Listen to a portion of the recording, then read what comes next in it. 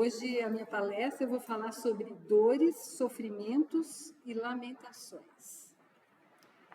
Quem aqui na Terra que pode dizer que nunca sofreu? Quem de nós aqui pode falar que nunca passou por um sofrimento? Talvez agora algum de vocês esteja passando, né? E provavelmente nós vamos passar também, né?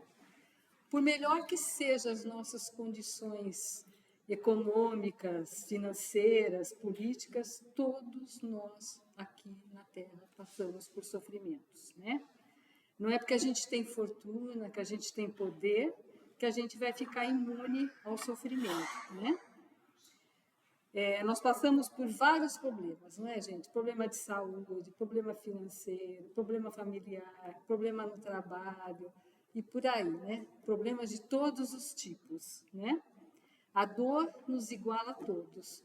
A gente viu isso na Covid, né? Todo mundo ficou doente na Covid. Ela não escolheu se era pobre, se era rico, milionário, famoso. Todos nós ficamos, né? Jesus também passou por experiências dolorosas, né? Jesus, um espírito tão iluminado, e como ele sofreu, né? Ele foi traído, ele foi caluniado, foi negado, né? Foi crucificado e nada ele tinha feito para acontecer tudo isso com ele, né?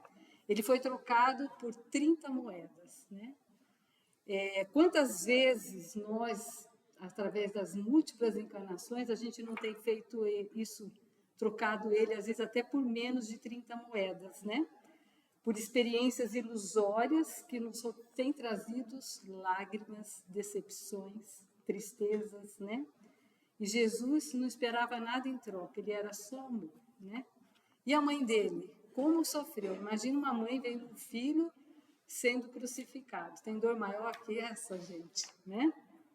Ele inocente, acusado injustamente, e Barrabás, criminoso e assassino, é libertado, né? Jesus suportou a cruz sem nenhum apoio. E nós não, né? Se a gente passar por um sofrimento, a gente tem o apoio de Jesus, a gente tem o apoio dos amigos espirituais, tem apoio da doutrina espírita, né? Uma mulher foi até ao Divaldo e falou: Divaldo, eu sou espírita, porque tanto tempo, por que eu sofro? Por que eu sofro tanto? Eu sou espírita. E o Divaldo falou: o espiritismo não nos deixa imune ao sofrimento.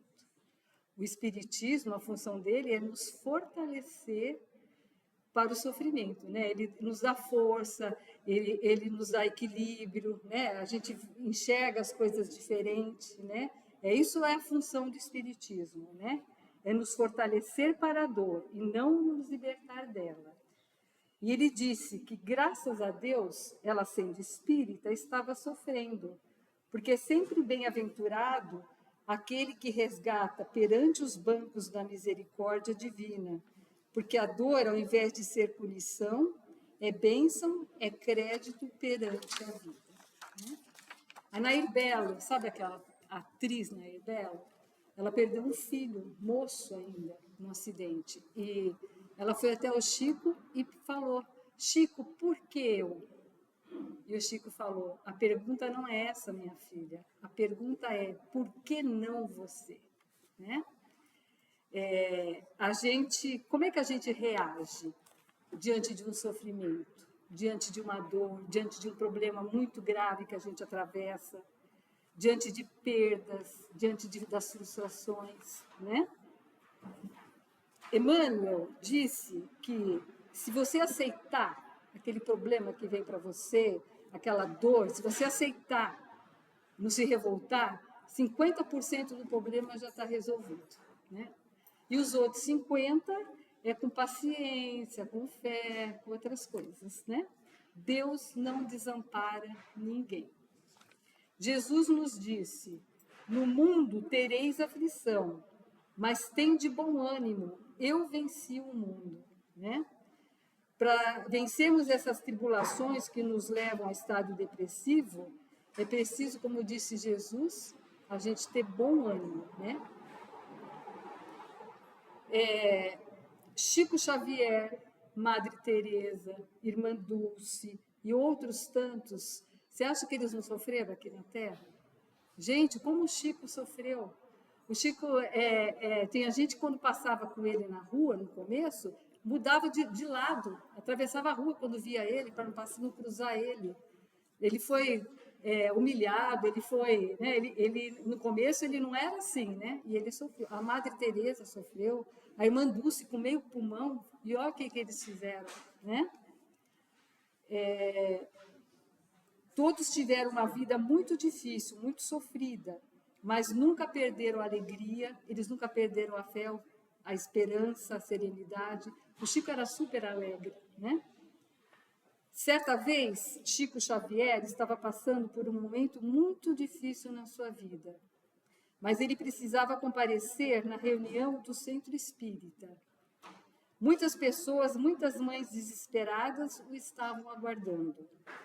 Emmanuel aparece e fala: Chico, está na sua hora. Sempre o Emmanuel, né?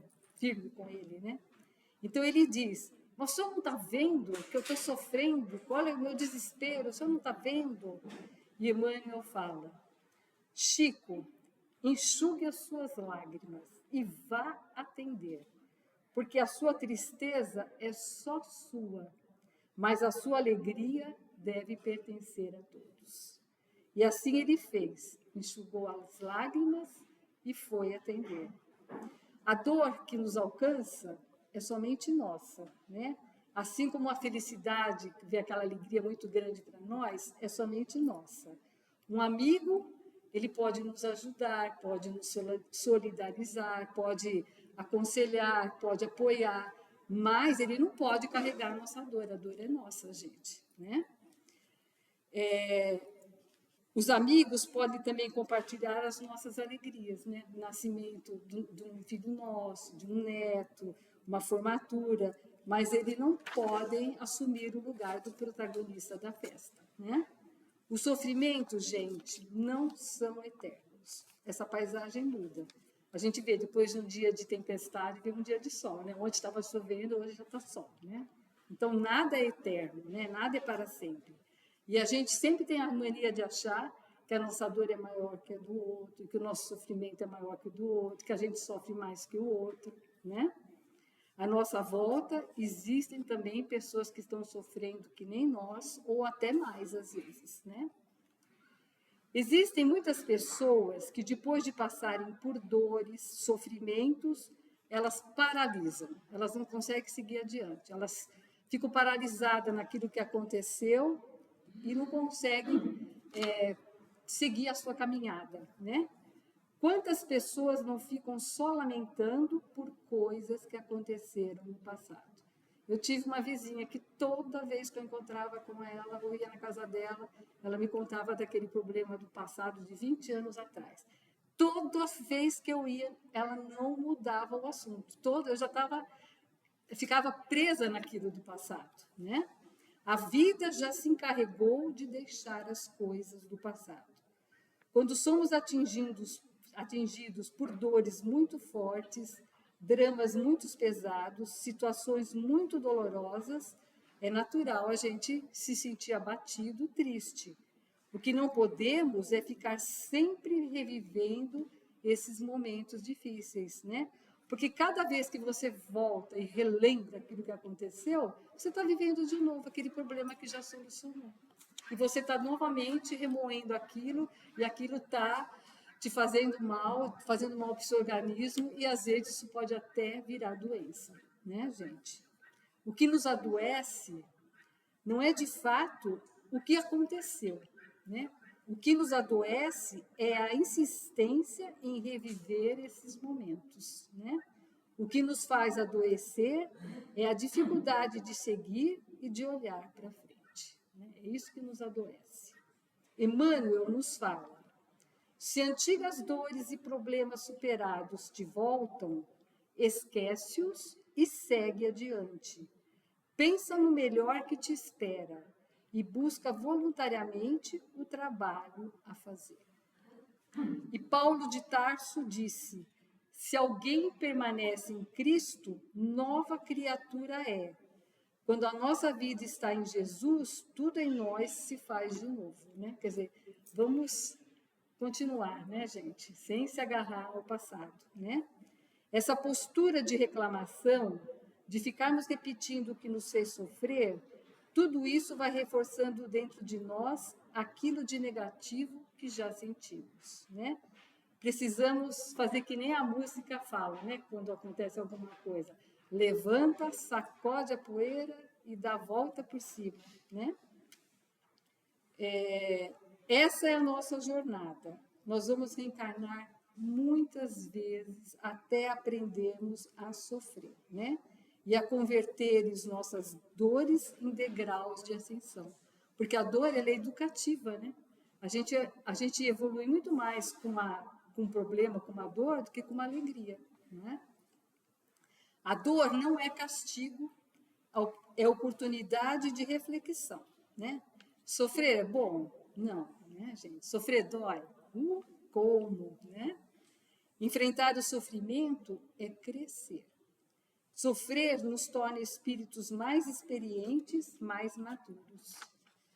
Quantas pessoas não transformaram a dor num ato de amor?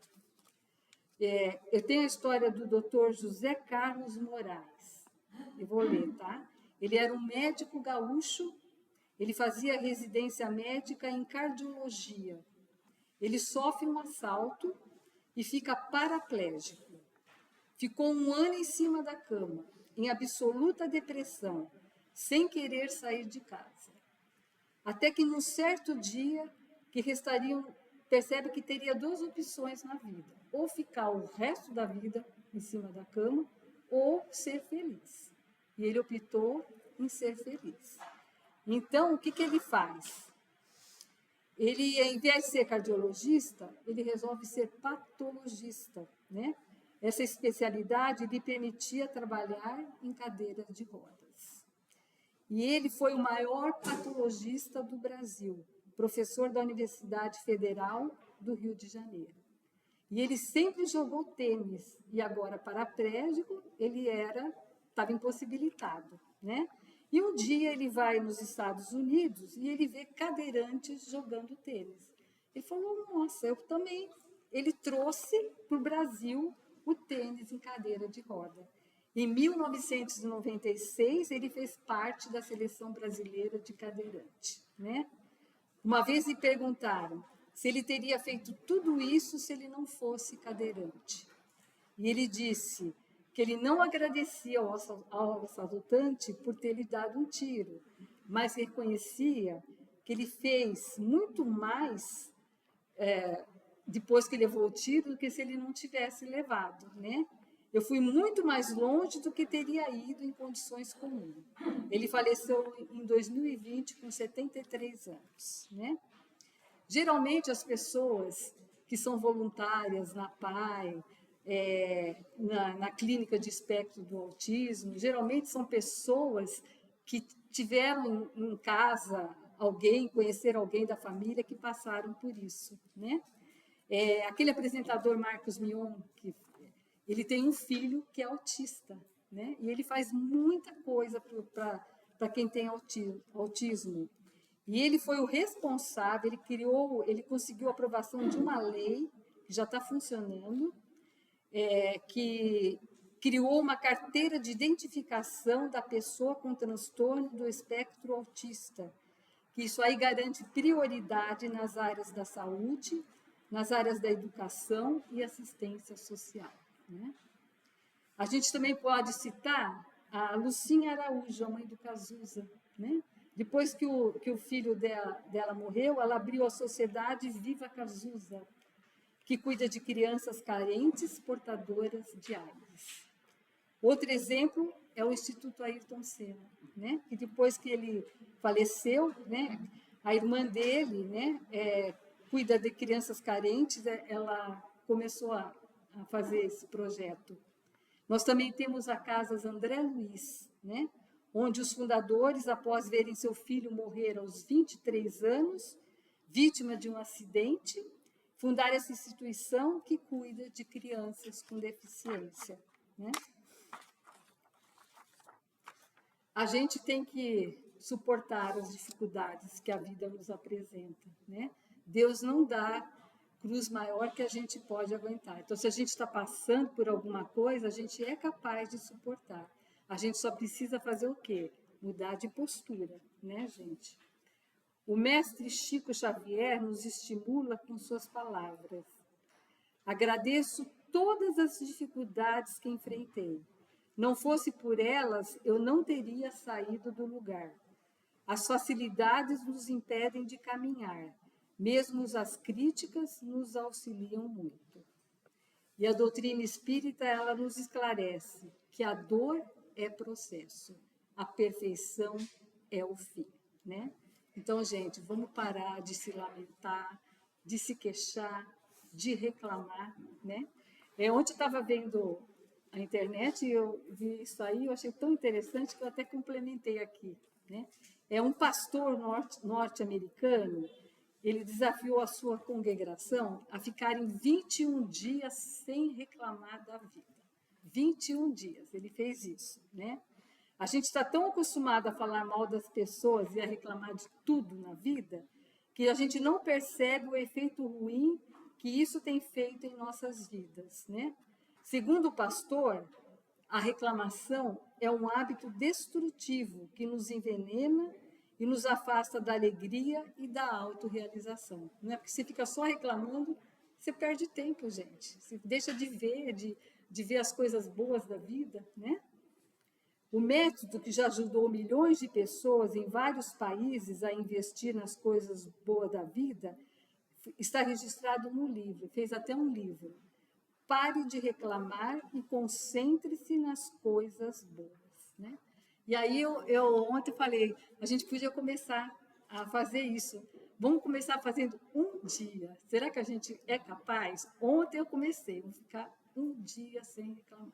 Aí hoje eu acordei e já estava chovendo, falei, ai, que chuva chata. Falei, não, que chuva boa, está molhando as plantas, limpando o ar, vou mudar o meu teor, né? Que lindo dia, né? Então, estou tentando ficar um dia. Se eu conseguir um dia, depois eu pulo para 2 e quem sabe, né? Vamos ver com alegria, né? Que Jesus nos abençoe a todos. Que assim seja.